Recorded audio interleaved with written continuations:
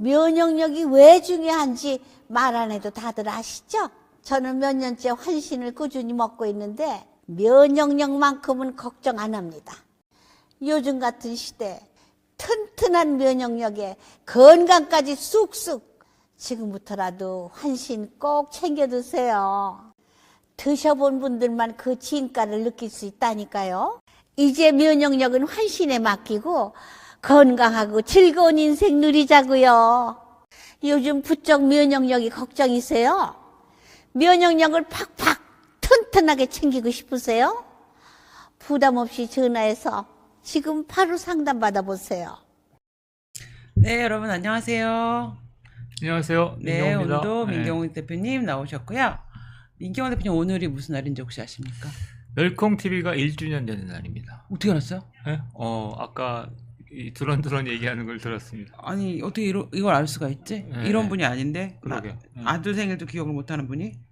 그래서 오늘 멸콩 TV가 이제 시작한 지 1주년이 되는 날이라고 해서요. 모두 함께 축하를 좀 부탁드리고, 근데 1주년 만에 되게 엄청나게 성장을 했어요. 예. 네네. 1주년 만에 지금 구독자가 얼마죠? 한 20만? 26만. 됐고요. 예. 예. 그다음에 굉장히 굉장히 유력한 그 논객들이 나와서 네. 풍성한 정치 시사 쇼를 지금 하고 있는 걸로 보입니다. 네.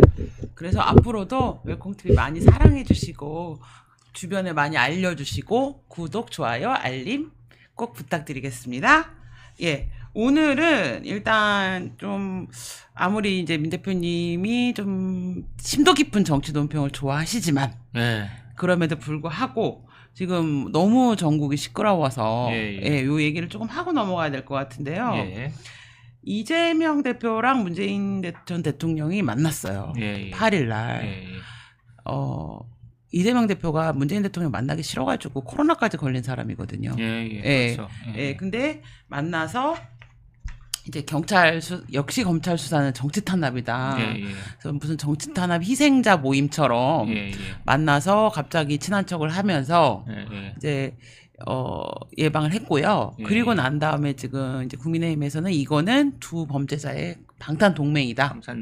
이런 이제 그 입장이 나왔어요. 그래서 지금 이재명 대표 같은 경우는 9월 말에 마지막 그 심의가 결심이 있고, 그러면은 10월 중에는 아마 1심 결과가 위증교사 관련해서 나올 것으로 보이고, 놀라운 것은 이제 재판에서 그 위증교사를 이제 모의했던 민 대표님 왜 그 시민단체 길에서 어차피 송 녹음할 때 김비선 내가 부탁할게 했는데 그 녹음해갖고 저희가 어차피 송을 부르지 않았습니까? 근데 그 내용으로 위증교사 이제 녹취가 나와서 지금 이게 빼박인데 이재명 대표가 계속 재판에서 이거는 검찰이 임의적으로 발췌한 거다. 이렇게 주장을 하면서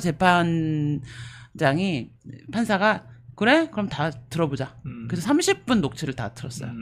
그러고 나면 뭐 더 빼박이죠. 그래서 아마 위증교사는 무리 없이 유죄가 나올 것으로 지금 예상이 되고, 많은 분들이 집행유예를 좀 예상을 하시더라고요. 집행유예요? 네. 그래서 이거에 대해서 실제로 이제 1심 결과가 나왔을 때 이후 전망 어떻게 보시는지. 전체적으로 유죄가 나올 거다. 그런데 아직은 1심이잖아요. 네. 그러니까 정치 정세를 근본적으로 뒤집기는 어려울 거다. 그리고 제가 볼 때는 이재명 대표가 아마 정치인으로서는 가장 주가를 올리고 있잖아요. 네. 당대표 선거도 그렇고 이번에 차기 지도자 선호도 조사에서도 상당히 압도적인 지지를 받고 있기 때문에 그 사법 처리가 됐다고 해서 이재명 대표의 일각에서는 사법 처리가 되면 이재명 대표의 정치적 입지가 무너질 거다. 이렇게 보는 게 있지만 제가 볼 때는 그렇지는 않을 거다. 더 계속 갈 거다. 그러니까 1심 유죄 판결을 받는 상황에서 계속 상황이 이어질 거다. 이렇게 저는 지금 약간 이재명이 무죄라고 주장하던 분위기에서 민주당 내부에서도 뭐 유죄를 좀 대비하는 아마 그래서 계엄 지금 코스프레도 그렇죠, 하는 그렇죠. 것 같거든요. 그래서 그런 분위기기는 해요. 근데 그러면 이제 이재명이 유죄가 났을 때 민주당이 어떻게 대응할 거냐도 사실 관건이거든요. 그래서 지금 현재 내부에서 이거는 이제 들리는 이야기로는 그 내부 당원 당규를 개정한다는 거예요. 그래서 그러겠죠. 대표 유고시에 원래는 원내대표가 권한대행을 하게 돼 있는데 지금 보시면 알겠지만 이제 박찬대 원내대표가 상태가 많이 안 좋아요. 그렇죠. 예, 본인이 이제 도장 찍어놓고 이거 네. 민주주의 탄압이라고 그러고 막 이런 상태잖아요. 그러니까 예, 제가 보기엔 상태가 진짜 많이 안 좋아요. 예, 예. 그거 부끄러워하진 않더라고요. 근데 박찬대만이 아니라 민주당 고위 당직자들은 대체로 상태가 안 좋은 것 같아요. 근데 그 중에서도 더 안 좋아요, 네, 박찬대. 네. 왜냐면은 그 지금 국회 본회의에서 예, 대정부 예. 질의에서 국방부 장관이랑 외교부 장관이 대리 출석, 차관 대리 출석과 관련해서 여야 원내대표의 도장을 받았어요. 박찬대 도장도 있어요. 근데 이제 불참을 하니까 갑자기 뭐 유신 시대에도 없던 민주주의 유린이고 막 이래요. 본인이 알았다고 해놓고 그게 도장은 뭐냐 이렇게 이제 보니까 그거에 대해서 민주당 내부에서는 이거는 그냥 뭐 행정적으로 어쩔 수 없이 이런 소리를 해요. 정치인들이 그런 실언을 할 경우 좀 책임을 물어야 될 것 같아요. 그렇죠. 예. 그래서 아마 민주당 내부에서도 이제 박찬대 이재명이 말을 잘 들으니까 이재명 대표가 이제 원내대표를 세워놓긴 했는데 불안해하는 것 같아요. 그래서 당원 당규를 유고시에 대표 유고시에는 수석 최고위원이 대리한대서 김민석 의원한테 대리를 시키려고 하는 그러고 나니까 이제 최고위원 선거 때 이재명 대표의 과도한 개입이 이해가 되는 거죠. 그러니까 박찬대는 말 잘 듣는 이게 약간 가방모찌로 세워놨는데 막상 내가 없을 때 제가 뭔가를 대리하면 큰일이 날 것 같으니까 쟤보다는 살짝 상태가 좋은 애로 최고위원을 하고 당원 당규를 개정하려고 하는 게 아닌가 싶어요. 그러니까 이재명 대표가 그런 무리수를 썼을 때 안에서 제동을 걸어줘야 되는데 그런 최소한의 민주적 절차나 어떤 시스템이 갖춰져 있지 않습니까? 네. 지금은 민주당은 이재명의 1인 체제 같은 거잖아요. 그렇죠. 예, 예. 그러니까 1인 체제인데 박찬대는 이제 가방 들고 심부름하고 물 떠다주고 코딱지 파주고 이런 거는 잘 하는데 찬대야 이건 이렇게 해라 했을 때 그 말귀는 못 알아들을 확률이 높은 거예요. 자기가 도장 찍어놓고도 지금 찍었는지도 까먹는 준치매 상태로 보이는데 그러다 보니까 이재명 대표 입장에서는 그래도 한국말은 좀 알아듣는 애 코딱지는 안 파져도 말은 좀 알아듣는 애를 세워야 하지 않을까 하는 위기감에 김민석을 세워놓고 이제 민주당 입장에서는 약간 이재명이 없을 시를 대비한 그런 아마 옥중 출마까지 고려하지 않을까.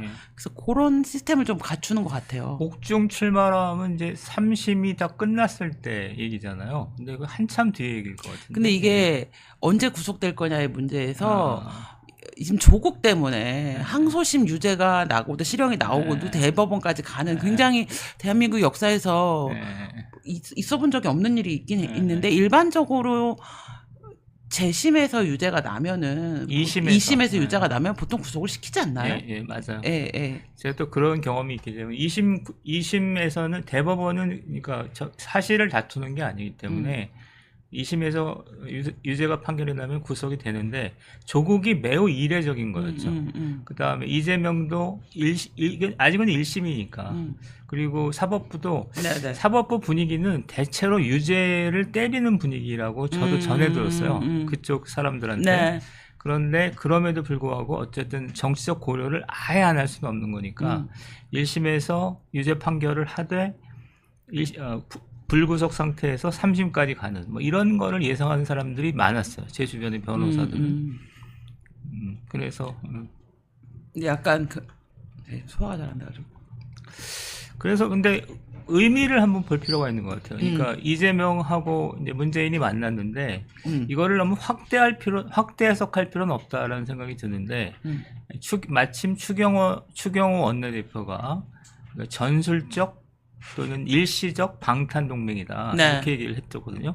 저도 일시적인 것 같아요. 왜냐하면은 동맹이라는 게 세력이 좀 맞아야 되거든요. 그러니까 어느 정도 주고받을 수 있는 그런 게 있어야 동맹이 가능한데 지금 이재명 대표는 절정의 어떤 정치력을 구사하고 있고 형식 입지를 구사하고 있고 문재인 전 대통령은 굉장히 곤궁한 상태 아닌가? 그러니까 뭔가 이렇게 뭔가 정치적인 활로를 찾기 어려운, 내가 잘못 판단했나? 그렇기 때문에 이것이 동맹이라기보다는 일시적이고 일시적인 한시적인 거다, 이렇게 어떠십니까? 그런 게 있는 것 같아요. 원래는 5일날 그 이재명 개딸 유튜버가 문재인 집 앞에서 문재인 탈당을 촉구하고 문재인 뇌물죄 구속을 촉구하는 집회를 열겠다고 했어요. 네, 사저 앞에서. 훌륭하네. 네, 그래서 이제 그러고 나니까 이제 당이 난리가 난 거죠. 이제 그렇게 됐을 때 이게, 그러니까 제가 보기엔 이재명 대표가 부랴부랴 8일날 내려간 게 일단 그런 식의 모양새는 좀 막아야 하기 때문에 좀 부랴부랴 내려간 게 아닐까. 아니, 그 정도는 돼야 그게 정당인 거야. 그러니까 문재인 대표의 지금 혐의도 상당히 입증된 상태이기 때문에 탈당이나 문재인 대표를 꼬리 자르기 하고 민주당 본체를 살려야 되는데 문제는 민주당 본체가 더 문제인 거야.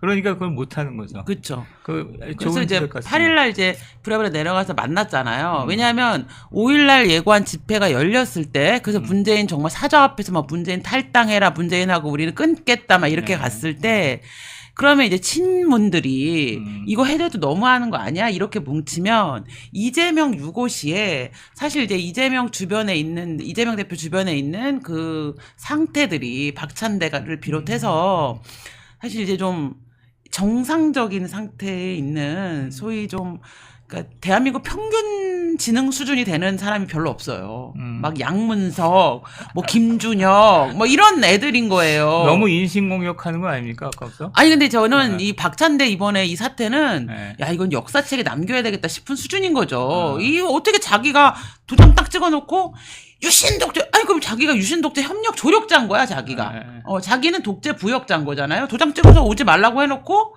유신독재 어쩌고 이런 얘기를 하는 걸 보니까, 그래서 저는 이제 그러니까 문재인과 어쨌든 간에 이 사법적으로는 방탄동맹을 맺어놓지 않으면 이게 자기가 혹시 문제가 됐을 때 이 친문 세력들이 바로 하면서, 사실 이재명이 없는 박찬대, 김민석 정도는 사실 임종석이나 또 조국이라고 하는 또 핵폭탄 있잖아요. 이런 애들이 연대를 했을 때 단칼에 손가락 하나로 날려버릴 수 있는 수준의 정치력과 어떤 상태라고 보잖아요. 이재명의 문재인 방문은 지금 얘기했던 그런 면에서 생각보다 좀 중요한 의미가 있네요. 그러니까 이를테면 자칫 잘못하면 당이 이렇게 갈 수도 있었잖아요. 그러니까 문재인 대통령한테 탈당을 요구하고 꼬리 자르기를 할 수도 있었는데, 이렇게 되면 내부가 분열이 되면서 이재명 대표한테도 안 좋다고 본 거죠. 그쵸. 그러니까 서둘러서 진화를 했다, 이렇게 보는 게 정확합니다. 그래서 8일날 급하게 내려갔던 이유가 이게 5일날 집회 예고하고 민주당 내부에서 그런 짓 하지 말라 그랬거든요. 그랬을 때 이제 이재명 대표가 내려가서 이제 개딸들 상태도, 또 개딸들은 그냥 이재명 발악이잖아요. 무슨 정치적 판단을 하진 않는단 말이에요. 그러니까 이제 이재명이 내려가서 문재인 대통령 만나서 우리는 정치 탄압을 받는 동지야, 이렇게 메시지를 줌으로써 개딸들을 좀 진정시켜서 내부 분란을 좀 잠재워 놔야 이제 자기가 실제로 구속됐을 때 유고시에 비상사태에 대한 대책이 조금 안정적으로 마련될 거라는 판단이 있지 않았을까, 저는 그런 생각이 좀 들더라고요. 그런 판단이 맞아 보입니다. 그래서 왜 이렇게 급하게 만났을까 했을 때 5일 집회를 딱 생각하니까 이랬겠다 싶은, 그리고 이제 그 이후에 박찬대 하는 꼬라지를 봤을 때 불안하기도 하겠다, 이제. 그러니까 말은 성찬이지만, 그러니까 정권 교체를 위한 전략적 연대랄지, 양자 사이에 문재인 대통령이 얘기했던 것처럼 앞으로 보수층도 유입해서 정권 교체를 해보자랄지, 이런 건 다 사실은 말의 성찬이죠. 근데 이게 지금 미국 대선 오늘 어제 토론회를 이제 지금 좀 전에 끝났거든요. 근데 이제 해리스가 잘 못할 거라고, 이제 트럼프가 계속 해리스는 토론을 못한다, 그리고 실제로 이제 해리스가 정책적으로 좀 약할 거다라고 생각을 했는데 해리스가 너무 잘한 거예요.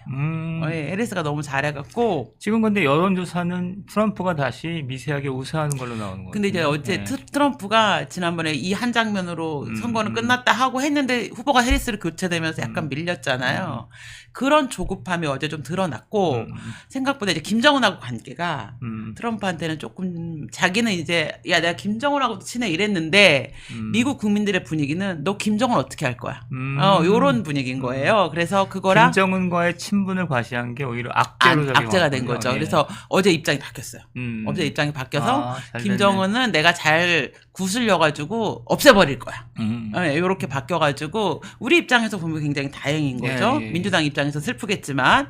그래서 이제 어제 미국 대선 분위기가 조금 바뀌기도 했는데 그 얘기를 왜 했는지 기억이 안 나는데 중간에 말을 끊으셨고 잊어버렸잖아요. 예. 그래서 요게 아마 요것도 좀 주의 깊게 봐야 되는 포인트 중에 하나가 아닐까 이런 생각이 드는데 저는 트럼프랑 이재명이 너무 닮아가지고 너무 닮지 않았어요?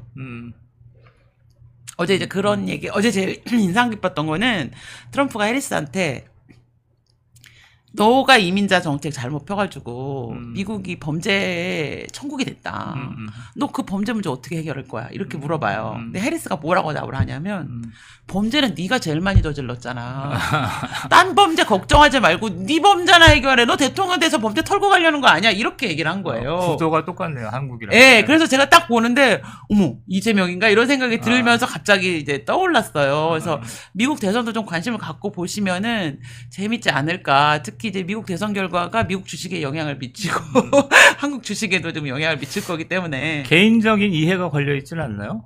저는 좀 아니요, 저는 미국 제가 주식 갖고 있는 거는 트럼프나 뭐 해리스나 누가 되던 간에 큰 문제. 저는 항상 N 모모를 갖고 있죠. 네. 저는 항상 이렇게 대표주만 그러니까 그 주가 망하면 그 나라가 망하는 뭐 삼성전자, 뭐 한국전자 이런 것만 갖고 미국도 마찬가지로 뭐 ETF 이런 것만 갖고 있기 때문에 뭐 영향을 받지는 않는데 다른 분들은 또 안 그러니까 좀 왜냐면 지금 또 한국 주식이 약간 문제가 있거든요. 지금 금투세 시행에 대해서 불투명해가지고 약간 빠지는 지금 추세거든요. 그럼 이게 다 미국 주식으로 가기 때문에 좀 보시는 게 어떨까 싶어서 이런 생각이 들었고 이 문제에 대해서 저 사실 좀 의견 들어보고 싶었어요. 그 이재명이랑 그 이제 문재인이 만났을 때 이제 추경호 원내대표가 이거 방탄 동맹이다 이런 얘기했는데 얘네들 우린 정치 탄압이다 이랬단 말이에요.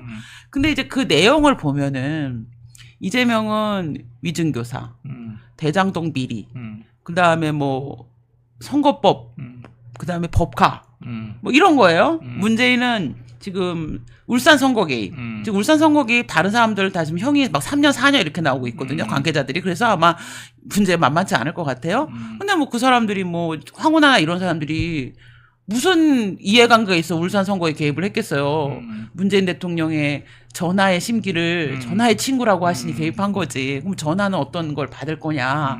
이거 울산 선거 개입, 그 다음에 지금 그 통계 조작 지금 수사 들어갔잖아요. 거기다가 지금 딸 마누라 비리 뭐 이런 거란 말이에요. 그러니까 정치적인 내용은 굳이 꼽자면 울산 선거 개입 하나? 친구 선거 개입 해준 거? 근데 문제는 이 노무현 대통령이 열린우리당 좀 도와주세요 이 한마디 때문에 탄핵당했잖아요. 그렇잖아요. 그러면 그 정도 한마디에 탄핵이 당했는데 문재인 대통령이 이 사람은 내 친구야. 나 꼭 당선됐으면 좋겠어. 이런 다음에 광범위한 실제로 행동이 이루어졌단 말이에요. 그러면 사실 노무현 대통령하고 비교했을 때 사실 대통령 탄핵감이에요 거의. 그러면은 이제 그런 것과 관련해서 얘네들이 정치 탄압이라고 얘기를 해요. 근데 이거는 어떤 좌파의 DNA에 있는 것 같아요. 어떻게 보세요? 최근에 나는 광노현 씨가 정말 끔찍해요. 일테면 30억 지금 선거비 보전 문제도 있고, 그 다음에 1억 원을 가지고 2억 원인가? 그 매수를 해서 떨어뜨리고. 근데 뭐 거기까지는 그냥 넘어간다고 쳐. 근데 또 나왔어. 또 나오면서 뭐냐면은 자기는 뭐 역사의 심판을 받겠다느니 뭐 이딴 소리를 하니까. 그쵸. 좌파의 DNA가 맞죠. 한명숙, 누가 글을 썼는데, 광노현 그렇고 한명숙 그렇고. 난 사실 개인적으로 가장 충격을 받은 게 한명숙이야. 한명숙 씨가 나름 깨끗한 이미지가 있었기 때문에 뭐 부정부의하고는 별 상관이 없겠거니 했거든요. 그런데 두 가지가 문제인데, 하나는 아니 1억 원짜리 수표가 딱 나왔어. 대법원에서 그것 때문에 다 유죄 판결이 된 거가 있고, 그 다음에 끝난 다음에 뭐냐면 끝까지 자기는 아니다라고 얘기하는 게, 나는 개인적으로 동지로서 감당할 수가 없어. 제가 어제 그런 생각이 들더라고요. 얘네들의 심리가 뭘까? 광노현이 심지어 뭐라고까지 했냐면 자기 대법에서 무죄 나왔대. 아니 대법에서 유죄 나왔다니까. 그래서 형도 살고 나왔다니까. 근데 근데 형을 왜 살아서 무죄 나왔는데? 자기는 형도 살고 나왔다니까요. 교육감도 박탈되고 신형도 살았는데 나 대법에서 무죄 나왔대. 10년 동안 출마도 못했다니까요. 나 대법에서 무죄 나왔고 또 근데 대법에서 무죄 나왔는데 왜 또 갑자기 역사의 법정 진실의 법정에서 나는 무죄래요.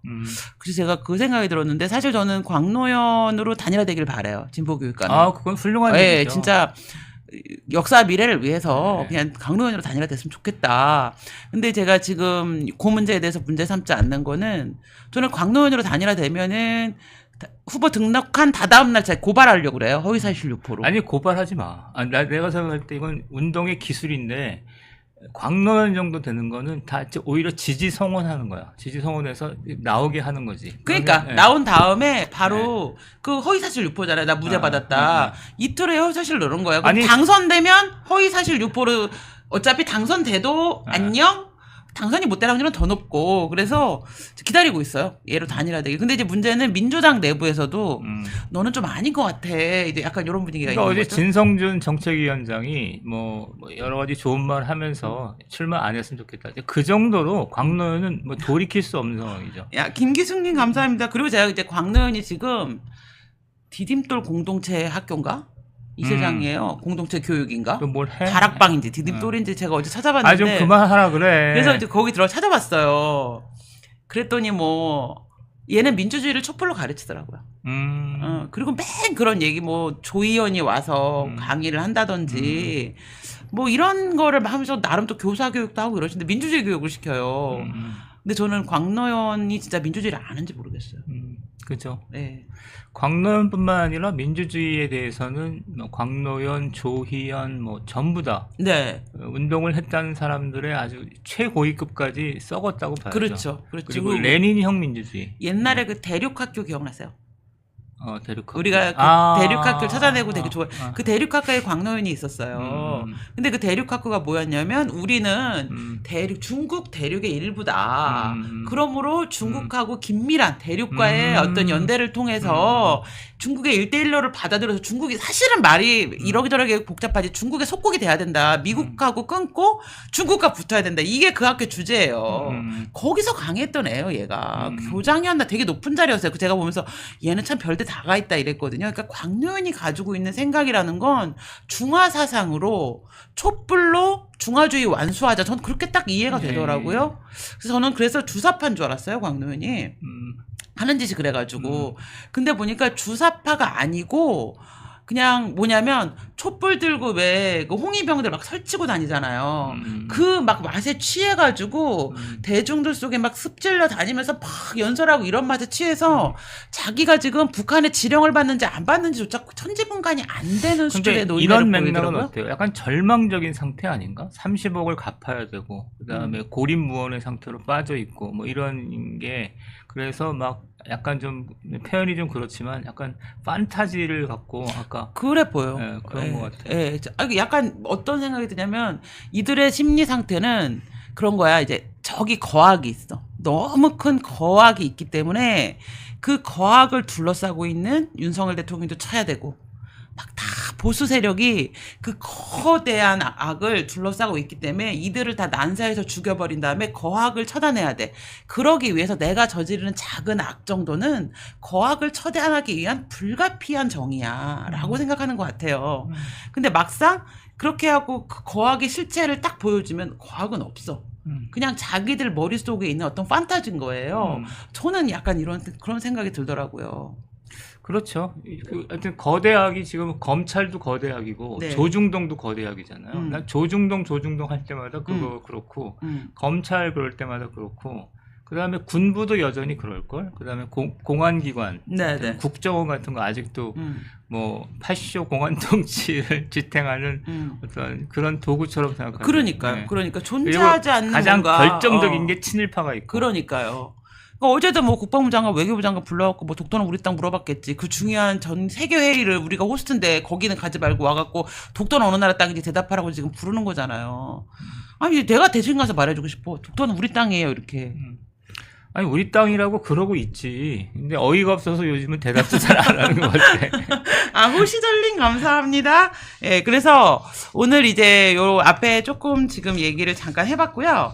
오늘 지금 민경호 대표님께서 지금 현재 상황과 관련해서 몇 가지 이제 여론조사 추이랑 의대 증원 문제, 핫하네요.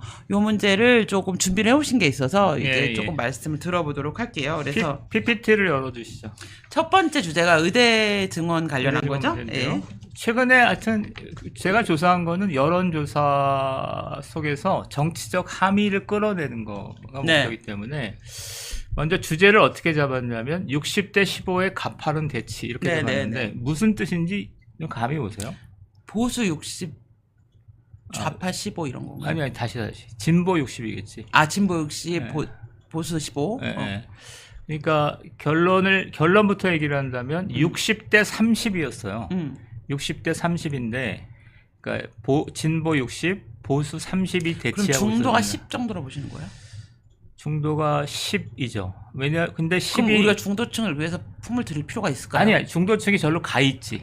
절로 가 있으니까 진보 쪽으로 가 있으니까 60대 30이었다가 이게 최근에 의대 증원 문제로 해서 15%가 빠지면서 60대 15가 됐다. 이게 현 정치 정세다. 이런 얘기를 여론조사를 통해서 확인해 보겠습니다. 절망적인데요. 자, 한 열어주시면 네. 얘기 그냥 하시면 돼요. 예. 최근에 여론조사인데요. 정부 제시한 대로 매년 의대 증원을 증원해야 한다. 33.5%. 후년에는 의료계와 협의하여 증원 규모를 조정해야 한다. 38.3%. 내년부터 의대 정원 증원을 철회해야 한다. 23.2% 이렇게 되어 있습니다. 그래서 전체적 그러니까 이거는 그러니까 세 개잖아요. 좀 어떻게 보셨어요? 나는 지금 그래서 한 장 더 넘기면 근데 의대 증원을 정부한 대로 가자는 게 그래도 30%가 넘네요. 네, 30%죠. 그 다음에 한 장만 더 넘겨주시면 그런데 이 의견이 정치 세력에 따라 달라집니다. 이게 포인트입니다. 민주당의 경우는 정부안을 지지하는 게 16.4%, 18.4%, 16.4%, 규모를 조정해야 된다. 이게 47.3%고요. 국민의힘의 경우 정부안을 지지하는 게 53.8%, 규모를 조정해야 한다가 31.5%. 산술적으로 계산을 해볼게요. 대통령의 긍정 지지층, 대통령을 지지하는 게 30% 정도거든요. 최근 여론조사는 30%가 깨지긴 했지만 30%인데 그 중에서 2분의 1 정도가 대통령의 정부안을 지지하는 거니까 현실적으로 15%가 나죠. 그러네요. 그리고 그 사람들은 어떤 특징이 있냐면 저는 이렇게 해석합니다. 제 해석이 맞는지는 잘 모르겠는데 정부안을 지지하기 때문에 대통령을 지지한다기보다는 대통령을 지지하기 때문에 정부안을 지지하는 사람들이라고 해석합니다. 그러니까 대통령의 강경 지지층이다 이렇게 볼 수 있겠죠. 근데 놀라운 건 진보당인데요. 진보당? 정부안 지지가 굉장히 높아요. 저거는 이제 또 다른 맥락에서 분석을 해야 되는 거라서 한 장 넘겨주시면 의정 갈등의 세 가지 시나리오인가요? 아니요. 쭉쭉 넘겨주세요. 넘겨주세요. 얘기하시면 넘기세요. 넘겨주세요.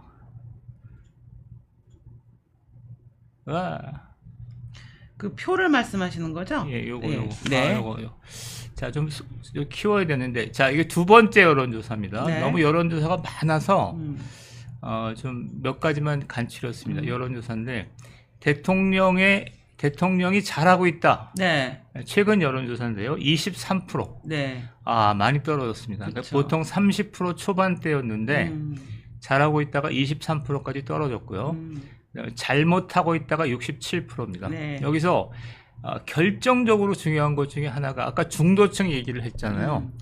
잘못하고 있다에서 잘못하고 있다가 7% 정도고요. 매우 잘못하고 있다가 60%입니다. 중도층이? 잘못하고 있다가 67%잖아요.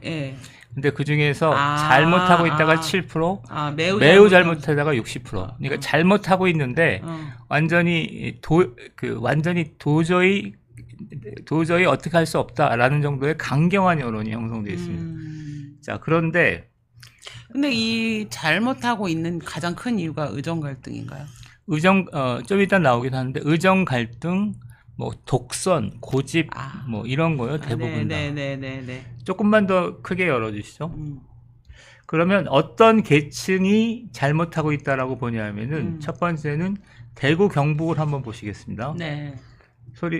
대구 경북에서 내가 읽어드리겠습니다. 37대 49. 49죠. 예. 그러니까 대구 경북에서도 잘못하고 있다가 더 큰 거죠.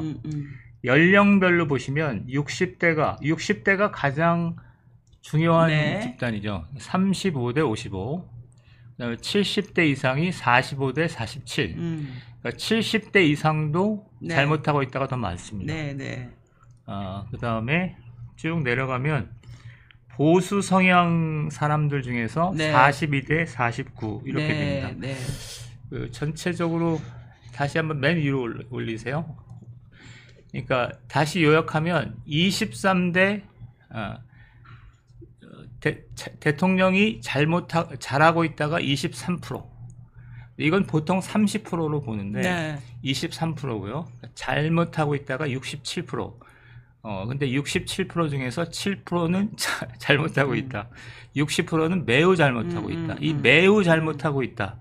대통령이 매우 잘못하고 있다를 빼냈죠. 그래서 근데 제가 요 문제와 관련해서 저는 조금 고민이 있는데 이제 이게 한동훈 대표가 잘못했다는 얘기가 아니에요. 근데 저는 한동훈 영향이 있다고 보는 거예요. 그러니까 보수층과 대구 경북이 이제 윤석열 대통령을 중심으로 갈 때는 참았어요, 많이.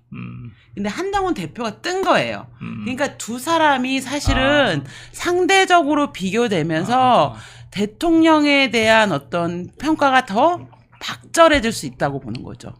저는 그렇게 봐요. 예민한 분석인데 어디까지 동의가 됐는지 동의는 잘 왜냐하면 그래서 제가 대통령이 한동훈 대표랑 잘 지냈으면 좋겠다고 생각했던 게 한동훈 대표를 위해서가 아니고 대통령을 위해서였어요. 왜냐하면 한동훈 대표는 대통령이 미워하고 탄압하면 할수록 스토리가 쌓인다니까요. 근데 대통령은 그러면 가해자가 되잖아요. 근데 우리 대통령이 지금까지 어떤 이미지였냐면 저 정신 나간 좌파들한테 문매를 맞으면서 꿋꿋이 자기 길을 가는 그런 지도자였단 말이에요. 그러니까 대통령의 고집이나 대통령의 어떤 뚝심이 야당이 워낙 수준 이하기 때문에 이해가 됐단 말이에요. 근데 이게 한동훈 대표랑 척을 져버리면 쟤는 그냥 야당이 이상해서가 아니고 원래 고집불통 아니야? 이런 이미지를 줄 수가 있어서 저는 사실 한동훈 당대표하고의 관계가 한동훈 당대표보다는 윤석열 대통령에게 더 중요하다고 봤어요. 그러니까 윤석열 대통령을 지키기 위해서는 한동훈 당대표하고의 관계가 설사 안 좋을 수 있지. 어떻게 인간이 다 좋아? 수면 위로 드러나지 말아야 된다. 그게 수면에서 위에서 보이는 관계는 좀 좋아야 한다고 생각을 했거든요. 한동훈 당대표 입장에서는 대통령하고 사이가 나쁜 게 잃을 게 없어요. 근데 대통령은 잃을 게 많아요. 그래서 저는 그 부분에서 조금 안타깝다 이런 생각이 들더라고요. 그러니까 대통령 지지층이 지금 이완되고 있다는 게 오늘의 포인트인데 그러니까 대통령 강경 지지층과 대통령에 대한 온건한 지지층으로 변하고 있다는 게 포인트인데 그 온건한 변화에 한동훈 변수를 집어넣어야 된다. 네, 저는 얘기죠. 그렇게 봐요. 왜냐하면 야당은 오히려 더 상태가 안 좋아.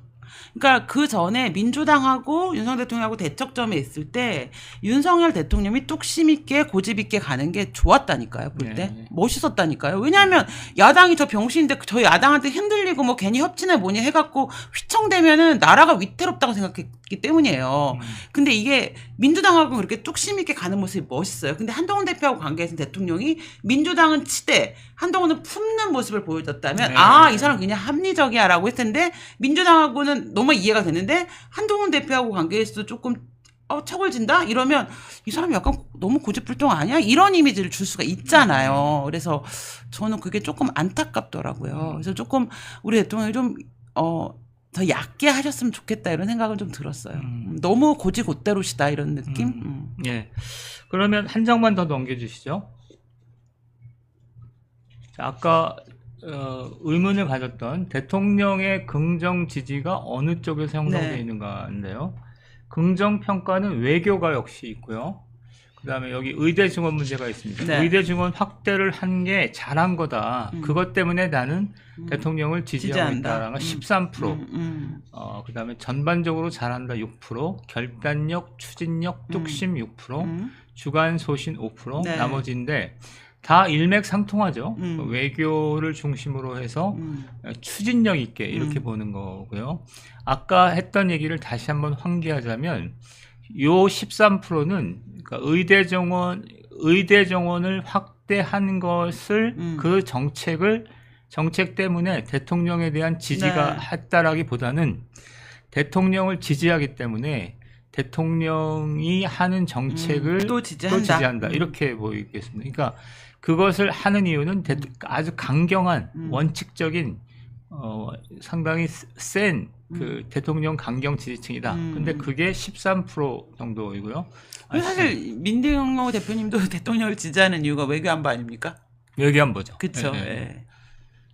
그 다음에 두 번째 넘겨주시면. 근데 저는 이게 사람들이 생각보다 외교안보를 너무 홀시하죠. 너무 낮게 평가하는데 네. 저는 윤석열 대통령이 이거 하나만으로도 대통령으로서 그렇죠. 충분하다고 보는데 우리나라가 이 문재인 대통령 5년 동안에 외교적으로는 약간 좀 따당한 거예요. 쟤네는 잘 살고 괜찮은 나라인데 왜 저런 이상한 애가 나타나가지고 그런 거 있잖아요. 대기업인 줄 알고 만났더니 오너가 왠지 왜 있잖아요. 이 사채 주머니 차고 와가지고 야 내가 너 10원 급전 빌려줄까 막 이런 식의 행동을 그렇죠, 하다가 이제는 좀 규모와 외교적 국가 규격에 맞는 외교가 되고 있기 때문에 사실 문재인 대통령 같은 외교가 10년 갔으면 저는 대한민국이 국제적으로 약간 미아가 그랬을 것 같아요. 그러니까 아까 카말라 해리스하고 트럼프가 얘기했던 것처럼 미국 사람들의 입장에서는 그쵸. 세계적인 맥락에서는 김정은하고 만나서 뭘 한다는 건 이해가 안 되는 건데 그러니까요. 문재인 대통령은 계속 김정은 그다음에 북한 얘기를 한 거죠. 근데 이게 한국이 참 그런 면에서는 교육이나 분위기가 정말 문제가 있다고 저는 봐요. 오늘도 이제 오면서 미국 이제 대선 토론회를 얘기를 이제 방송을 쭉 들으면서 왔는데 저는 이 토론회에서 어떤 주제, 경제 정책이나 임자 정책이나 미국이 어떤 외교, 특히 세계 안보 국가로서의 경찰 국가로서의 자기 위상에 대해서 어떤 쟁점으로 얘기했나를 너무 듣고 싶은데 뉴스가 해리스의 태도가 어땠고 말투가 어땠고 트럼프가 당황한 모습을 보였고 막 이런 얘기만 하는데 사실은 조금 그만 듣고 싶더라고요. 그런 얘기는 한 15초 하고 그래서 무슨 얘기가 오갔는데 내가 이제 영어가 안 되니까 들을 수가 없잖아요. 근데 저는 좀 그랬는데 이게 한국의 언론도 그렇고 전반적으로 문제가 뭐냐면 글로벌한 지구인으로서의 어떤 한국의 젊은이들은 지구인으로 살아가는데 뉴스나 분위기는 조선시대적 기풍이 남아있어서 당장 병원을 가냐 못 가냐는 너무 중요한데 외교안보적 위상에 대해서는 세계에 사람들이 중요하지 않게 생각하는데 그 비중과 이거를 놓고 봤을 때는 저는 9대1이라고 봐요. 맞아요. 예.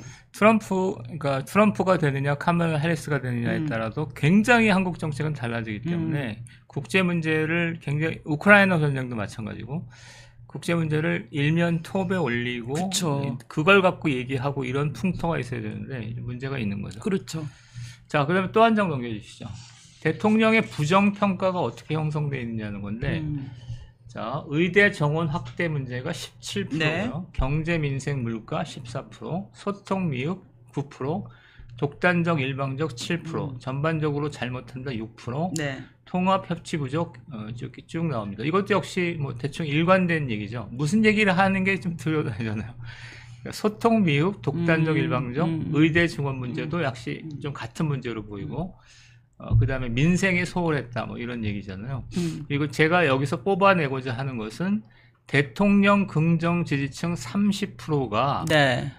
긍정과 의대 증원 확대 문제를 갖고 네. 긍정과 부정적으로 쪼개졌다.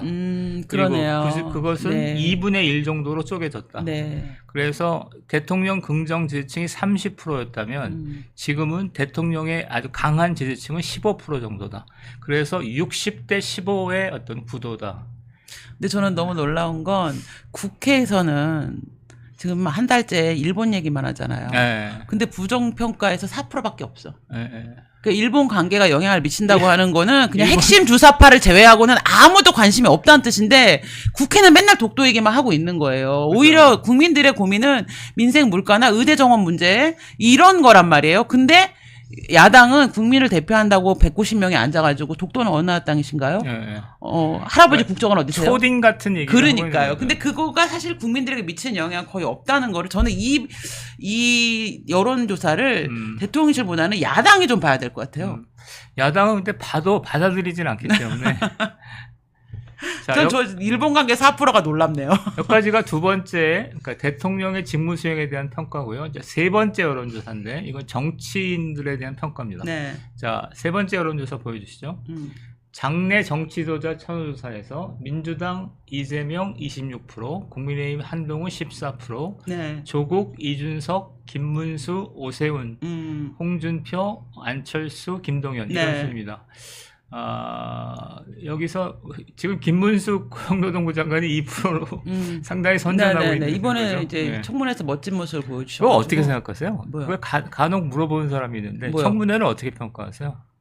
근데 저는 네. 어떤 분들은 뭐 굳이 왜 이렇게 논란이 많은 인물을 뽑았냐라고 얘기를 하는데 저는 지금은 국민의힘과 보수를 대표하는 사람들은 저렇게 싸워줘야 된다고 생각해요. 저렇게 싸워줘야 돼요. 왜냐하면 아까 보셨지만 민주당이 저 지랄 발광을 해도 죄송해요. 지랄 발광은 좀 심한 말이라고 생각합니다. 민주당이 저렇게 난리부르스를 쳐도 실제로 일본 문제로 대통령을 부정평가하는 사람 4%밖에 안 된단 말이에요. 그럼 뭐냐면 우리가 국회나 여론에서 보일 때는 막 이 이데올로기 논쟁이 대단한 것처럼 보이지만 실제로 그건 그들의 리그인 거예요. 그럼에도 불구하고 민주당은 그게 다인 것처럼 얘기하기 때문에 저렇게 마이크를 잡고 공신력 있는 사람들이 그 문제를 전선에서 싸워줘서 이게 균열을 내지 않으면 이게 이렇게 사실 그런 거를 계속 피해오다 보니까 어느 순간 이승만 대통령은 독재자니까 언급하면 안 되고 아니 어떻게 한일합방 이후에 국적이 한국이냐고 뭐 그런 이상한 말도 안 되는 얘기들이 1919년 3.1운동으로 대한민국이 건국됐대요. 어제 민주당 또 황당해서 난 3.1운동을 그렇게 봐도 그런 얘기 처음 들었거든요. 뭐라고? 1919년 3.1운동으로 임시정부를 건설해서 3.1운동이 건국운동이라는 거야. 그 얘기지. 미쳤나봐. 3.1절. 예. 그러니까 이제 그럼 3.1절을 건국절로 하지 왜? 그러니까 그런 식의 말도 안 되는 맞다도들을 이렇게 한 번씩 끊어줘야 돼요. 저는 잘했다고 봐요. 그러니까 나는 김문수 대표가 청문회 태도를 몇 점으로 주겠냐 그렇길래 한 90점 정도로 주겠는데 나도. 두 가지 때문에 그래요. 하나는 태도는 당연한 건데 내용 면에서도 그러니까 김문수 대표가 뭐 극우적 성향이 있는지는 잘 모르겠는데 그 대부분 다 옳은 얘기를 했다고 보거든요. 네. 네. 그리고 저는 민주당 의원들이 막 뭐 이래갖고 이런 사람이 장관을 할 수 있냐고 막 이러는데 민주당이나 족당이나 김문수 장관을 막 공격하면서 잘 보세요. 이런 자가 공직에 있으면 되겠습니까라고 하지 노동부 장관을 할 수 있나요라고는 얘기 안 해요. 네. 아무도 김문수 장관 앞에서 노동에 대해서 얘기할 자격이 없는 거예요. 운동 경력으로 보면 그쵸. 민주당의 거의 모든 사람들이 김문수 앞에 명함도 못 내요. 그러니까요. 네. 저는 그런 점에서 뭐 잘했다고 보는데 저는 이제 지금 한동훈 대표가 원래 높았잖아요. 근데 점점 떨어지고 있거든요. 지금 현재. 근데 한동훈 대표가 좀 떨어지고 오세훈 대표가 좀 올라가고 뭐 이런 조짐이 있는데 뭐 그 얘기를 근데 해주시죠. 저는 그게 좀 유의미하게 봐야 되는데 이번에 여야 정의 있잖아요. 이 협의체 구성에 실패하면 더 떨어질 거라고 봐요. 그렇죠. 예. 그래서 우리가 이제 생각할 때는 여기서도 뭐 채팅창에서 한동훈이 저렇게 싸가지가 없는데 대통령이 어떻게 품어 막 이런 말씀 하시고 한동훈 차파 이런 얘기 하시는데 뭐 다양한 의견이 있을 수 있는데 그럼에도 불구하고 한동훈을 품어야 대통령이 리더인 거죠. 마찬가지로 대통령이 한동훈 대표를 싫어하고 뭐 누가 봐도 갈등이 있다고 하더라도 그럼에도 불구하고 대통령을 설득하고 정부를 설득할 수 있어야 저는 한동훈이 보수 리더로서의 자격을 갖는다고 봐요. 좀 험난하긴 하지만 이 갈등을 극복하는 과정이 윤석열 대통령과 한동훈 대표 두 사람 모두에게 시험대고 사실은 약간 사람들은 관망하고 있다고 봐요. 한동훈, 너 윤석열도 설득 못하면서 이후에 어떻게 국정을 운영할 수 있어? 라는 그런 눈이 전 있다고 봐요. 예, 예. 그리고 마찬가지 윤석열 대통령, 야, 한동훈도 못 품으면서 네가 어떻게 리더가 될 수 있어? 이런 게 서로 있다고 봐서 한동훈 대표가 어쨌든 이 여야 정의 협의체에서 정부를 잘 설득하고 의사들을 잘 협의해서 이 협의체를 만들어서 뭔가 성과를 내는 게 저는 이분 정치 인생에서는 제일 큰 시험대가 아닐까 이런 생각이 좀 들더라고요. 자, 한 장만 더 넘겨주시죠. 저는 이제 다자구도잖아요. 이게 다자구도. 다자구도보다는 양자구도가 더 본질적이라고 생각합니다. 양자, 두 명을 붙여놨을 때 이재명, 한동훈 54대 35, 이재명, 오세훈 54대 35, 이재명 57, 원희룡 29. 한 장만 더 넘겨주시면 네, 됐죠. 여기서 뭐 어떠세요? 제가 주목하는 거는 두 개가 주목되는데요. 김경수가 충격인데. 그러니까 김경수 38, 한동훈 36, 한동훈 35, 김동연 39. 이것도 김동연 후보가 김동연이 이긴 거죠. 한동훈 35, 김부겸 34. 그러니까 나는 사실은 내가 주목하는 건 두 가지입니다. 하나는 이재명 대표의 득표가 54~5%라는 겁니다. 그러니까 아까 얘기했던 것처럼 대통령 부정 지지층이 60%인데 거기에 거의 육박한 상태로, 그러니까 대통령 부정 지지층이라는 거대한 집단이 있고, 이 집단이 어떻게 보면 다중의 의지로 이재명 대표를 안정적인 제1야당의 대통령 후보로 밀고 있다라는 느낌이 확 들었어요. 그죠? 그러니까 이를테면 이재명 대표의 지지 기반은 생각보다 공고한 상태이다. 좀처럼 흔들리지 않을 거다. 1심 유죄가 나오면 전 이거 좀 빠질 것 같은데요. 1심 유죄가 나왔을 때. 이제 10월에 판결이 나오면 54%는 좀 빠질 거라고 봐요. 빠지는데 난 많이 빠질 거라고 보지 않아. 저는 좀 많이 빠질 것 같은데. 근데 이 빠지는 게 한동훈한테 보수로 가지 않고 김경수나 김동연이나 삼김이라잖아요. 신삼김, 김부겸이나 뭐 요렇게 좀 빠지지 않을까. 저는 그렇게 보긴 하거든요. 근데 이게 이 민주당 지지층이 딱 저는 두 부류로 나뉜다고 봐요. 이재명을 정말 추앙하는 집단이 있어요. 그 이재명이 하면 다 돼. 그냥 이재명이 너무 좋아서 그냥 따라다니는 부류가 있고, 국민의힘 보수의 집권을 막기 위해서 지금은 대안이 없으니까 이재명을 지지하는 부류가 있잖아요. 근데 보수를 막기 위해서 이재명을 어쩔 수 없이 지지하는 이 부류들이 저는 빠질 거라고 봐요. 이재명으로 못 막겠구나, 구속이 될 수도 있으니까 라면 다른 대안을 찾자, 이렇게 움직이지 않을까. 그게 좀 다른 건데, 그러니까 이재명의 사법 처리를 나는 너무 크게 보고 있다고 생각해. 그러니까 1심에서 유죄 판결이 나더라도 워낙 지금 학습 효과, 지나온 어떤, 그러니까 트럼프도 마찬가지잖아요. 트럼프도 유죄 판결이 났음에도 불구하고 그런 게 하나 있고, 그 다음에 이재명 대표에 대한 유력한 대항마가 있어야 되는데, 지금은 이러저러한 굉장히 복잡한 난관 끝에 이재명이 여러 가지 정치적 시험대를 통과한 상태이기 때문에 이재명에 대한 충성도는 생각보다 강하다. 있긴 하죠. 그런 거죠. 그럼 이거는 이제 저랑 내기를 하셔야 되겠네요. 내기를 하시죠. 1심 판결이 이제 10월에 나는데, 나고 나서 지지율을 보고 뭐 내기하실 거예요? 난 5% 이상 안 빠진다. 나는 많이 빠진다. 15%. 어쨌든 5%보다 많다. 아니 6% 7% 빠지면 그건 알았어. 10%. 5% 오케이.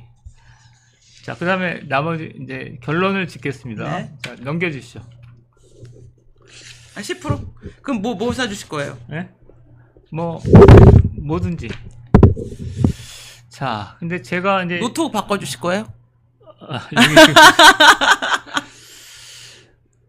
지금 첫 번째는 이제 이재명 수사, 민주당의 특검 공세, 그다음에 대통령의 거부권, 이게 한 몇 달을 끌고 오잖아요. 몇 달을 끌고 와서 마치 이제 북태평양 고기압과 뭐 무슨 고기압이야, 시베리아 고기압인가, 딱 대치를 하는 그런 형국이었는데, 그리고 그 대치의 어떤 여론의 추이는 뭐냐면 민주당은 60%, 네. 대통령 부정 지지층 60%. 부정 지지층도 아니죠. 그러니까 강경 부정 지지층. 그 다음에 대통령의 긍정 지지층 30%. 이 양자가 붙으면서 네. 대통령의 30%와 국회 의석과 대통령의 거부권을 효과적으로 조합해서 정부의 여당의 공세를 막아낸 거잖아요. 지금까지. 그렇죠, 그렇죠. 좀 성공적이었다고 봐요. 저도 잘했다고 봐요.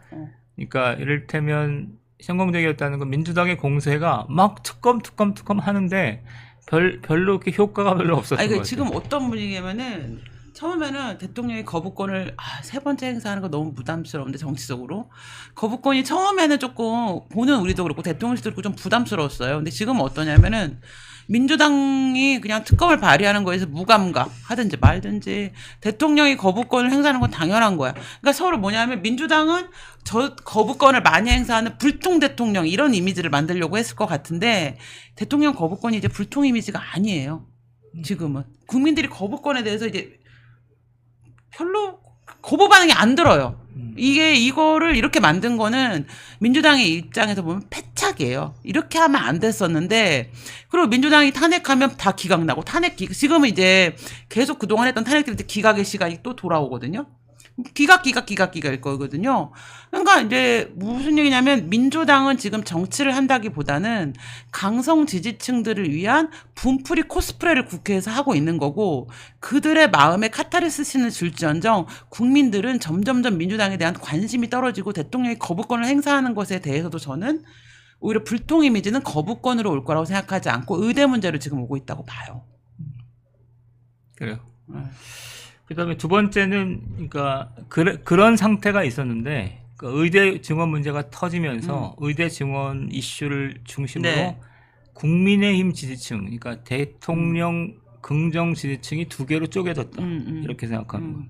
그래서 현재는 15% 정도가 대통령의 강경 지지층이다. 그래서 현재 여야의 대치 구도를 물리적으로 보면 여론적으로 보면 60대 15다. 4대 1 정도다. 4대 1. 네. 나름 타당한 분석이라고 생각하고. 그다음에 대통령 부정 지지층은 이재명을 중심으로 최대 결집한 상태다. 이거를 오늘 김대중 주필인가가 뭐라고 썼냐면 야가 극대 상태다 뭐 이렇게 분석하더라고요. 야가 야 성향이 있잖아요. 근데 야 성향 사람들이 다 이렇게 결집돼 있다. 총 결집돼 있는 상태인 거예요.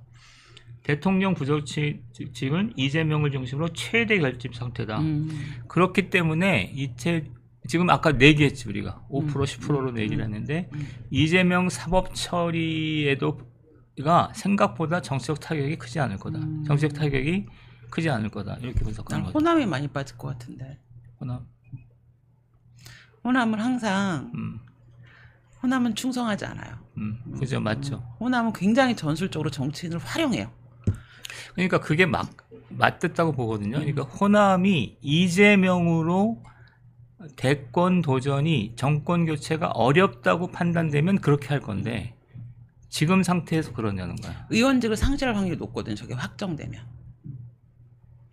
그래서 저는 영호남이 누군가 예로 드는 게 뭐냐면 트럼프 사례거든요. 트럼프 지금 대법원 판결이 아마 연기됐어요. 선거 이후로. 그렇죠. 네. 그러니까. 근데 지금 이제 저는 사실 이제 그런 어떤 음모론에 별로 가담하고 싶지는 않거든요. 이원석 총장이 딴 마음을 품고 수사를 했다.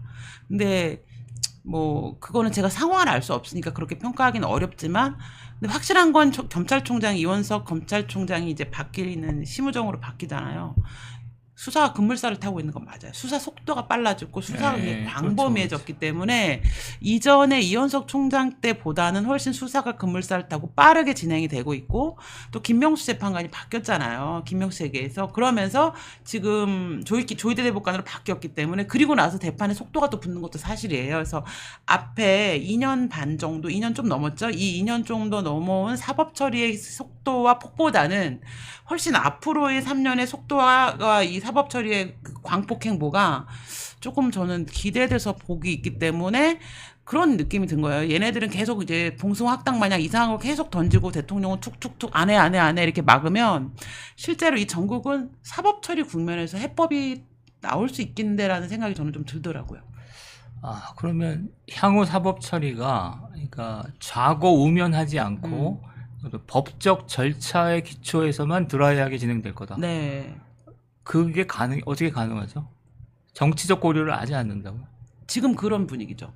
약간 좀 저는 그렇게 봐요. 물론 뭐 이제 더 지켜봐야 되겠지만 어쨌든 이제 뭐 울산 선거 개입도 지금 거의 이제 그 수사를 들어갔고 뭐 계속 예를 들면 통계 조작도 벌써 밝혀진 게 언젠데 지금 5월인가 그때 수사를 들어갔거든요. 수사를 한 지 얼마 안 됐어요. 그러니까 사실 그동안에 이재명에 너무 집중하면서 문재인과 관련된 것들을 많이 거의 놓친 게 많거든요. 근데 이제 이재명은 재판으로 그물살을 타고 갈 거고 더 이상 재판 지원이 만만치 않을 거다. 다만 이제 한 가지 우려되는 건 판사도 사람이기 때문에 개딸이나 촛불을 들고 막 광장에 쏟아져 나왔을 때 그렇죠. 판사가 받을 수 있는 압박감, 대중적 압박감에 대해서는 좀 걱정이 된다. 그게 조금 걱정이 되는 거 말고는 지금 속도나 검찰의 수사 속도가 재판 속도가 이게 2년하고는 비교할 수 없을 만큼 이제 약간 정상화되고 있기 때문에 좀 빨라지지 않을까요? 아니 사법 처리가 그러니까 순리대로 진행된다라고 판단되면 이재명 대표도 있지만 그 60%의 부정지지층이 뭔가를 하려고 하겠죠. 그래서 저 계엄 얘기가 좀 계엄 얘기가 나오는 거죠. 예, 이제 촛불을 들고 막 대규모로 쏟아져 나왔을 때 실제로 그러면 그 계엄을 발동할 수 있는 거 아니냐. 뭐 이런 우려 때문에 민주당에서 나왔다. 이런 얘기도 있어요. 왜냐하면 그 김민석이 계엄 얘기를 했잖아요. 근데 김민석 형이 김민웅이잖아요. 촛불행동 대표잖아요. 그래서 이재명 사법 처리에 들어가면 김민웅이 지금 돈을 모으고 있잖아요. 도대체 탄핵을 위한 탄핵 기금을 못 봤는데 탄핵을 왜 돈으로 하나요? 어쨌든 그 돈을 모아서 촛불을 대규모로 뭐 광우병이나 옛날에 뭐 박근혜 대통령 탄핵 때처럼 결집시키고 그랬을 때 국가 혼란이 오면 계엄령을 발동할 수 있으니까 김민석이 그걸 하지 못하게 지금 밑밥을 친다. 두 형제가 짰다. 뭐 이런 시나리오들이 좀 공견이 들리고 있기는 한데 저는 이재명을 지키기 위해서 국민들이 과연 촛불을 들고 쏟아져 나올까에 대해서 조금 의문이에요. 근데 그 데이터가 납득이 되세요? 그 대통령이 매우 잘하고 있다가 60%인 여론. 그러니까 매우 잘못하고 있다. 매우 잘못하고 있다가 60%니까. 그러니까 정상적으로는 그런 데이터가 나올 수가 없잖아요. 그러니까 국민들의 민심 상태, 어떤 기저에 흐르는 정서가 생각보다 강경하다, 매우 화가 나 있다 이렇게 볼 수 있는 거 아닌가요? 그렇게 봐요. 근데 이제 그게 아까 보셨지만 그게 무슨 대통령의 부정비리, 법적 부정비리, 뭐 예를 들면 박근혜 대통령 때는 국정농단이라고 하는 프레임을 씌웠잖아요. 근데 지금 우리 대통령 그런 게 없어요. 아직은 불통인 거예요. 그러니까 대통령이 잘못하고 있는데 너무 말도 안 듣고 너무 고집불통이야. 이건 탄핵 사유가 되질 않아요. 근데 최순실이 밤마다 드나들어갖고 둘이 뭔가를 모의하고 뭘 써줬다는데 최순실이 돈을 받았는데 박근혜 대통령 돈을 받았다는데 이건 좀 다른 문제인 거잖아요. 그러니까 싫어. 대통령이 싫은데 그 싫은 게 말이 안 통하고 너무 고집불통이야. 이거하고 야 돈을 뒤로 받았다는 굉장히 다른 분노의 양상이라고 저는 보는 거죠. 그리고 민생이나 어떤 그런 거에 대한 거는 14%밖에 안 된다는 거예요 지금. 그러니까 저는 이게 대통령에 대해서 싫지, 인간적으로 싫고 별로야, 나 너무 물통이야, 대통령 별로야, 윤석열 싫어, 이런 마음과 그래서 대통령을 끌어내려야 될 것 같아는 저는 좀 다른 경계에 있는 것 같아요. 그래서 이게 촛불로 대규모 촛불로 번질 것인가에 대해서는 저는 조금 회의적이에요. 자, 그것도 좀 지켜보죠. 네. 네. 어떻게 우리 오늘 계약서 하나 쓰고? 계약서 5% 10%. 네. 그다음에 끝으로 얘기할 수 있는 거는 이제 그러면 어떻게 할 거냐에서 일단 의대 문제만 어쨌든 지금 제가 볼 때 가장 급한 것 중에 하나는 30%의 대통령 긍정 지지층이 둘로 쪼개진 거니까 그거를 좀 복원할 필요가 있는 것 같아요. 복원하는 건데. 그렇게 하려면, 그러니까 굉장히 신축성 있고 유연하게 문제에 접근할 필요가 있는데, 다행히도 대통령께서, 과거에는 이제 원한대로 밀고 나가자 하다가 다른 얘기도 수용할 수 있다 이렇게 바뀐 거잖아요. 근데 그런 태도가 필요한 거죠. 조금 더 적극적인 태도가 필요한 거죠. 네. 근데 저는 좀 얘기하시죠. 약간 보면서 우리 대통령이 그렇다고 고집을 막 부려 끝까지 밀고 나가는 건 아니거든요. 이게 국민들이 아니라고 하면 어떤 수준에서 물러서긴 했거든요, 계속. 근데 저는 그 물러설 때 통 크게 알았어 이렇게 물러서는 게 아니고 요만큼 물러서고 요만큼 물러서고 그런단 말이에요. 그래서 왜 대통령 입장에서는 결단을 하면서도 결단 같지 않게 이렇게 보이게 하실까? 기왕이면 그냥 통 크게 오케이 다시 논의해보자 이렇게 하시면 더 멋질 텐데 뭐 논의를 할 수 있는데 수정 안 할 거야. 그래 그럼 좀 수정할 수 있어. 이런 식으로 물러서신단 말이에요. 근데 저는 이거는 대통령실 메시지 관리에 좀 문제가 있다고 봐요. 그러니까 저는 우리 대통령을 사람들이 좋아했던 이유가 있잖아요. 윤석열이라는 사람을 좋아했던 거는 정의의 사도, 불의에 타협하지 않는 정의의 사도이고 어퍼컷을 날리던 이 나쁜 이 망해가는 대한민국에서 어퍼컷을 날리던 진짜 사나이 윤석열 이 이미지가 있었단 말이에요.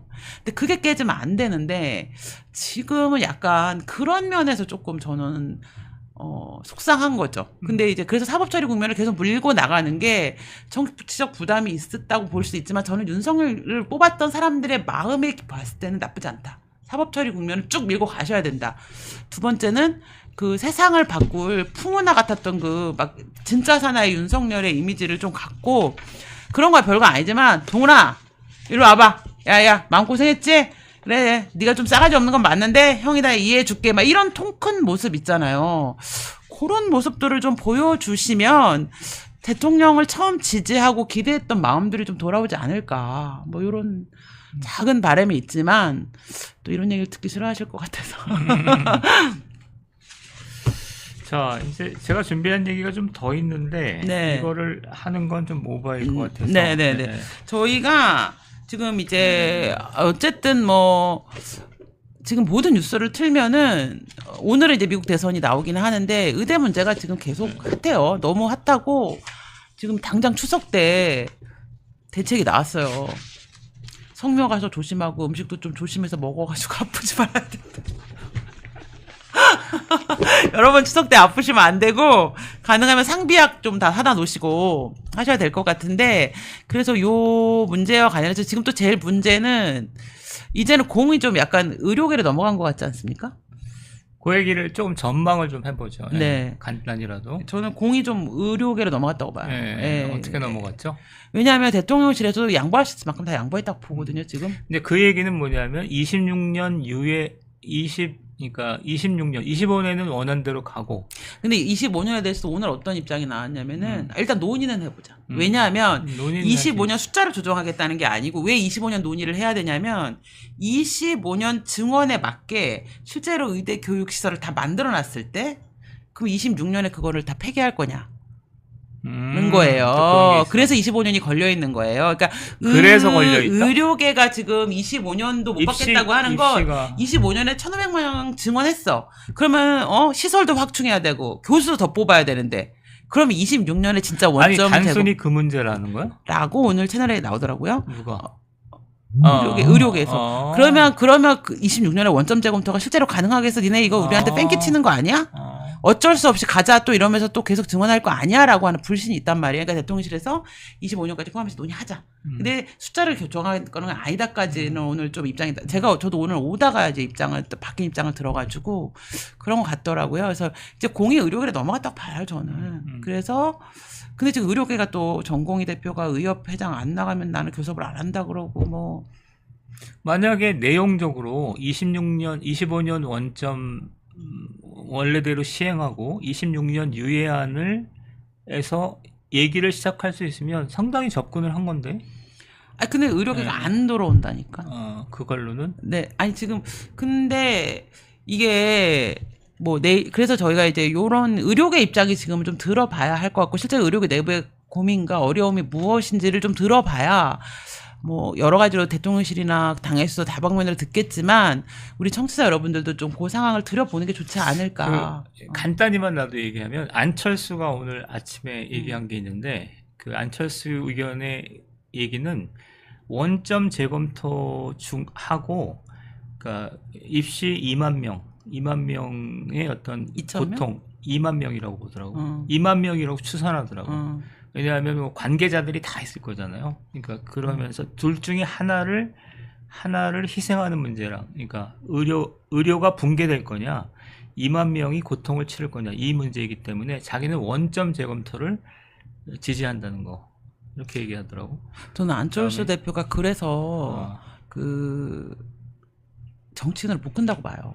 왜냐하면 이분이 입시를 어디서 했어요? 미국에서 했죠. 대한민국에서 입시를 하지 않았죠. 우리는 입시를 항상 상담하잖아요. 저도 올해 입시 상담했거든요. 기본적으로 의대 증원을 깔고, 그쵸? 그 상위권 애들은 그래요. 그러니까 상위권 애들 대단한 게 아니고 인서울, 어라운드 서울, 아주대, 인하대 정도까지를 다 포함해서 여기 이과 애들은요, 의대 정원이 대학교의 색깔을 바꿔요. 과를 바꿔요. 두 번째. 그 다음에 얘네들 입시 상담이 있고, 또 하나는 얘네도 있고, 또 하나는 정시에서 지금 이거를 바라보고 재수, 삼수를 선택하면서 직장 그만두고 휴학 간 애들이 몇 명인데. 이거는, 그리고 얘네들이 문제냐면 얘네들의 부모가 또 문제야. 그랬을 때 저는. 그건 이해가 되는데, 그러니까 아까 내가 볼 때 지금 상태는 타협할 수 있는 안이 거의 없어. 26년부터 유예한다라고 했을 때 전공의들이 돌아온다는 보장이 없잖아. 그럼 타협이 아닌 거지, 그건. 근데 대통령 지금 부정지지가 60%잖아요. 이런 상태에서 그걸 그렇게 했을 때 이 정권이 버티겠어요? 그러니까 두 가지로 비화될 가능성이 크다는 거지. 하나는 정치적 격변으로 비화될 가능성이 크고, 그 다음에 두 번째는 자칫 잘못하면 의료 붕괴로 이어질 수 있지. 그러니까 입시에서의 대혼란을 난 이해하는데, 그럼 의료 붕괴되는 건 어떻게 할 건데? 여기서부터는 정치력의 문제인 거죠. 정치력의 문제인 거죠. 근데 저는 그런 생각이 들어요. 약간 치킨 게임 같은데 의료가 붕괴되잖아요. 그거가 의사들한테 좋을까요? 좋지 않아요. 그래서 안 할 거다라고 하는 건데, 그게 그러니까 치킨 게임 같은 거야. 누가 먼저 멈출 거냐의 문제잖아요. 지금은 의료 붕괴까지 가는 게 의사들이 원하는 게 아니잖아요. 알겠습니다. 제가 모르겠어요. 저는 원래 의대 증원 처음 시작할 때도 반대했던 사람이잖아요. 이거 큰일 난다. 의사들은 교섭단체가 없기 때문에 건드렸다가는 이건 진짜 문제가 된다. 이런 얘기를 계속 했던 사람인데 지금은 좀 입장이 달라요. 이만큼 왔으면 이제 어쩔 수 없다. 현실적인 논의를 해야 된다. 라는 생각이 저는 좀 드는데 저는 저 같은 국민이 되게 많을 것 같아요. 여기서 의사들이 계속 버티면 사실 국민 여론이 만만치 않아요. 우리 국민들이 그래? 이것들이 좋아. 우리 아파도 버틸 테니까 끝까지 가보자 하면 의사들한테 유리하지 않아요. 저는 그렇게 봐요. 그냥 뭐 제 생각이 그래요. 그래서 금요일 날 광고를 하려고. 네. 광고를 하시죠. 금요일 날은 저희가 의협의 최한나 대변인을 좀 모시고 지금 의료 사태와 관련해서 추석을 앞두고 어떻게 준비하셔야 되는지부터 시작해서 의료계 쪽의 입장을 좀 들어보면서 여러분들이 궁금한 거, 의료계 하실 얘기나 궁금한 내용이 있으시면은 댓글에도 달아주시고 그날 채팅에 적극적으로 참여해서 물어보시면 저희가 의협과 함께 얘기를 하면서 그런 여러 가지들 얘기들을 하면서 함께 해결책을 좀 모색해보는 시간을 갖도록 하겠습니다. 예. 네. 그래서 오늘은 제가 좀 말을 많이 했네요. 아닙니다. 죄송합니다. 말을 잘 하셨습니다. 네. 죄송합니다. 아닙니다. 미안합니다. 잘하셨어요. 네. 그래서 오늘은 저희 여기까지 하고요. 저희는 금요일 날 의협 최한나 대변인과 함께 다시 뵙도록 하겠습니다. 시청해주셔서 감사하고 오늘 그래도 1000명 넘게 들어와 주셔서 너무 감사하고 요 광고 보면서 마무리를 하도록 하겠습니다. 면역력이 왜 중요한지 말 안 해도 다들 아시죠? 저는 몇 년째 환신을 꾸준히 먹고 있는데 면역력만큼은 걱정 안 합니다.